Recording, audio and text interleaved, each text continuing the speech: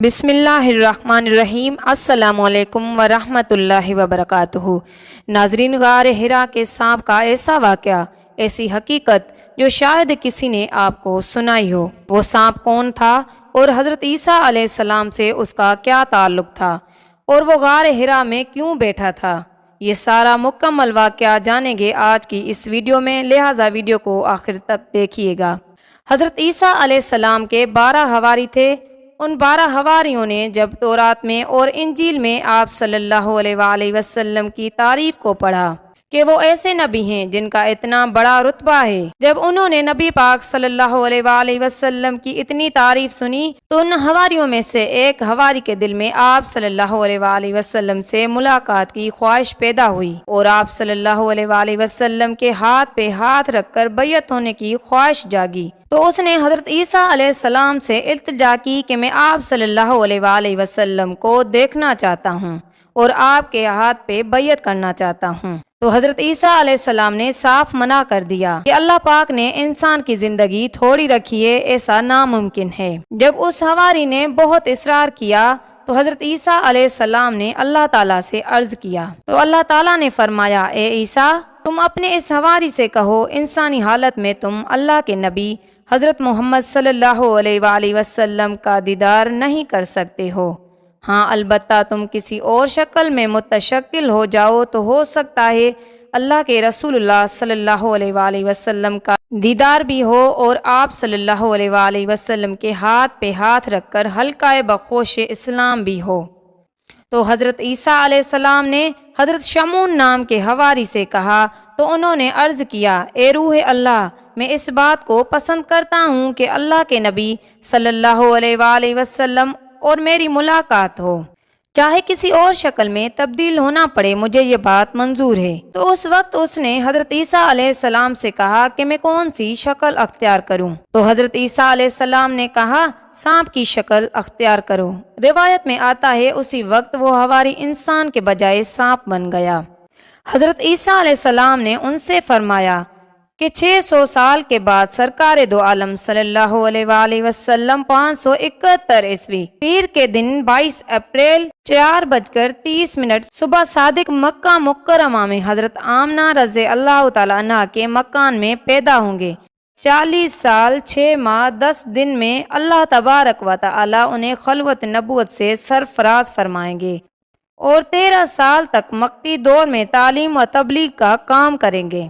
ان کی قوم آپ کو ستائے گی یہاں تک کہ قتل کے درپے ہو جائیں گے۔ اس وقت اللہ حکم دے گا کہ مکہ مکرمہ سے مدینہ منورہ ہجرت کریں، اور جب مکہ مکرمہ سے آپ نکلیں گے اس وقت 3.5 کلومیٹر کے فاصلے پر جبل سور میں آپ 3 دن قیام کریں گے۔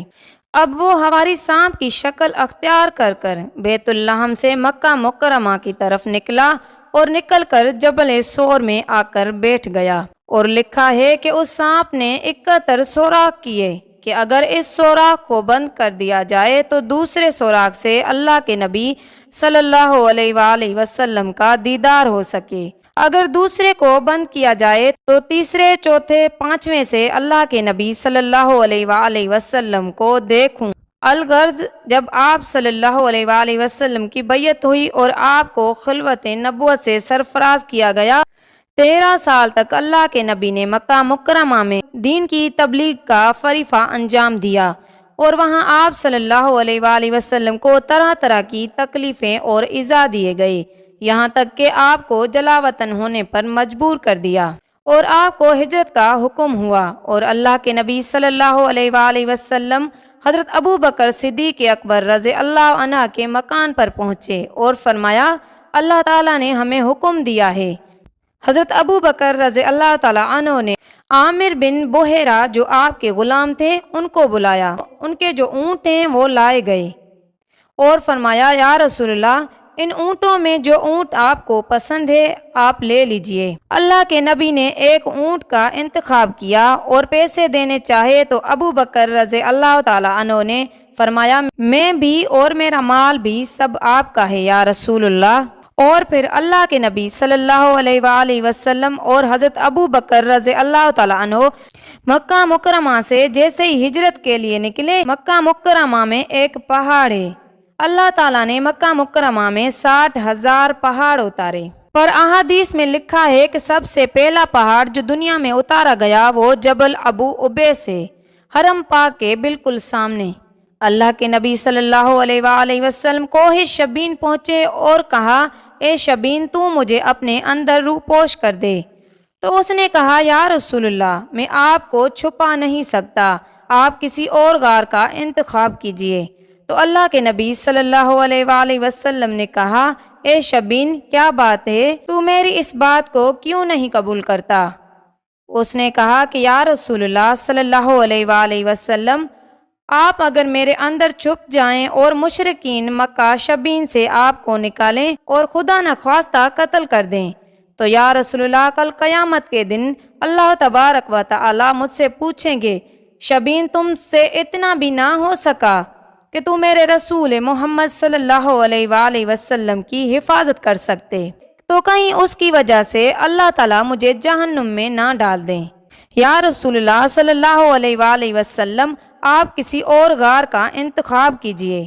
اللہ کے نبی صلی اللہ علیہ وآلہ وسلم وہاں سے نکلے اور وہاں سے 3.5 کلومیٹر کے فاصلے پر جبل سور ہے، اللہ کے نبی وہاں چھپ گئے، اور ادھر جس سانپ نے حضرت ابو بکر کو کاٹا تھا وہی حضرت عیسیٰ کا حواری تھا، اور اس طرح اس نے وہاں آپ صلی اللہ علیہ وآلہ وسلم سے ملاقات کی۔